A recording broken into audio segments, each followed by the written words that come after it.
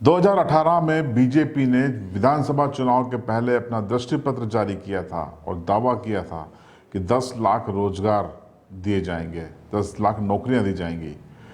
लेकिन 15 महीने की कमलनाथ सरकार को अगर हटा दें तो अपने दृष्टि पत्र में किए गए वादे को 10% पूरा करने में भी शिवराज सरकार नाकाम रही है।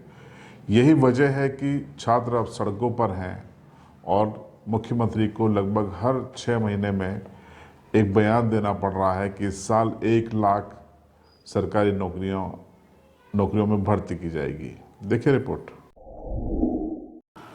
हाथों में तिरंगा लिए सड़कों पर प्रदर्शन कर रहे ये छात्र दरअसल एमपीपीएससी से नाराज हैं।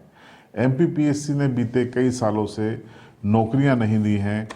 अगर हम बात करें तो बीते 4 सालों में एमपीपीएससी ने बेरोजगारों पर 67.46 लाख रुपए खर्च किए हैं और इनमें से 28 करोड़ रुपए बेरोजगारों से वसूले हैं। लेकिन नियुक्तियों की बात करें तो बीते 4 साल में किसी को भी नियुक्ति नहीं दी गई है। ये है मध्य प्रदेश के अधिकारियों की फैक्ट्री कही जाने वाली पीएससी की कहानी। पीएससी की हम बात करें तो बीते 4 सालों में 1400 पदों के लिए 7,54,000 लोगों ने आवेदन किए।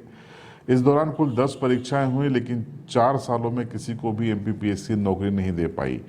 मध्य प्रदेश में 873 पद डिप्टी कलेक्टर के हैं, जिसमें से 400 पद इस समय खाली हैं। इसी तरीके से डीएसपी के 1007 पद हैं, जिसमें से 337 पद खाली हैं। मध्य प्रदेश की सरकार का प्रशासनिक ढांचा चरमरा गया है, क्योंकि मध्य प्रदेश में क्लास 1 और क्लास 2 के 40% पद खाली हैं, तो क्लास 3 और 4 की सेवाओं के 50% पद खाली हैं। कुल 1.5 लाख सरकारी पदों पर भर्ती करने की अविलंब ज़रूरत है, लेकिन सरकार ऐसा कर नहीं पा रही है। नतीजा, बेरोजगारों की संख्या लगातार बढ़ती जा रही है, तो वहीं उनके भीतर आक्रोश भी पनप रहा है। बात सिर्फ एमपीपीएससी तक सीमित नहीं है।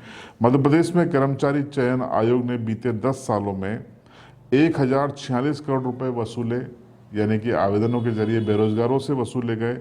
उसमें से 502 करोड़ रुपए खर्च किए गए और शेष बचे 544 करोड़ रुपए कर्मचारी चयन आयोग ने कमा लिए। यानी बेरोजगारों से सरकारी संस्थान कमाई कर रहे हैं और नियुक्तियां नहीं दे रहे हैं। बात अगर शिक्षकों की हम करें तो शिक्षकों के भी मध्य प्रदेश में 1,25,000 से ज़्यादा पद खाली हैं। शिक्षा के अधिकार अधिनियम में नियम है कि सरकार क्वालिफाइड शिक्षकों से ही स्कूलों में बच्चों को पढ़ाने के लिए उनको लगाएगी, लेकिन ऐसा नहीं हो पा रहा है। मध्य प्रदेश सरकार अतिथियों के भरोसे है और अतिथि भी क्वालिफाइड ज़्यादातर नहीं हैं। उनकी नियुक्ति भी आधा सत्र बीतने के बाद होती है। ऐसे में मध्य प्रदेश में शिक्षा का स्तर कैसा होगा, इसका अंदाज़ा लगाया जा सकता है।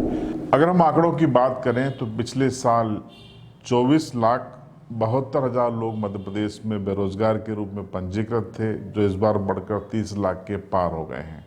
वहीं केंद्र सरकार का ई श्रमिक पोर्टल ये बोलता है कि मध्य प्रदेश में 1,30,00,000 से अधिक बेरोजगार हैं।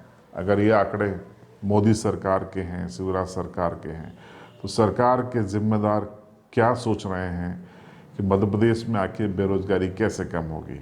मध्य प्रदेश के मंत्री भूपेंद्र सिंह कहते हैं कि अब कंप्यूटर का ज़माना है, 100 लोगों का काम एक व्यक्ति कर सकता है, एक कंप्यूटर कर सकता है, तो फिर कैबिनेट में ये लागू क्यों न किया जाए। बहरहाल इस सब के बीच में मध्य प्रदेश का युवा परेशान है। अब उस पर से पेच आ गया है ओबीसी आरक्षण का। कमलनाथ सरकार जब थी तो कमलनाथ ने ओबीसी का आरक्षण 14% से बढ़ाकर 27% कर दिया। इसके लिए बकायदा विधिवत प्रक्रिया का पालन नहीं किया गया। नतीजा, मामला हाई कोर्ट में जाकर अटक गया। सभी जानते हैं कि हाई कोर्ट और सुप्रीम कोर्ट दोनों में ही 50% से ज़्यादा आरक्षण स्वीकार नहीं किया जाएगा। इसके बावजूद कमलनाथ ने एक आदेश के जरिए, एक कैबिनेट प्रस्ताव के जरिए इसे पारित कर दिया। यही पेच अब बीजेपी के लिए गले की हड्डी बन गया है।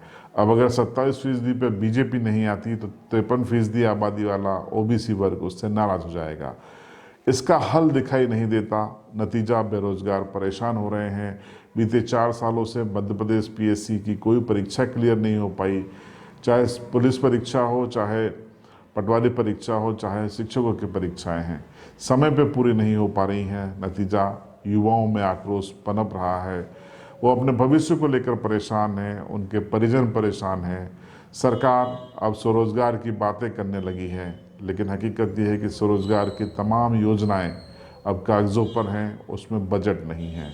ऐसे में मध्य प्रदेश का युवा कहाँ जाएगा, ये एक बड़ा सवाल है। इस रिपोर्ट पर आपकी राय कमेंट बॉक्स में ज़रूर बताएं।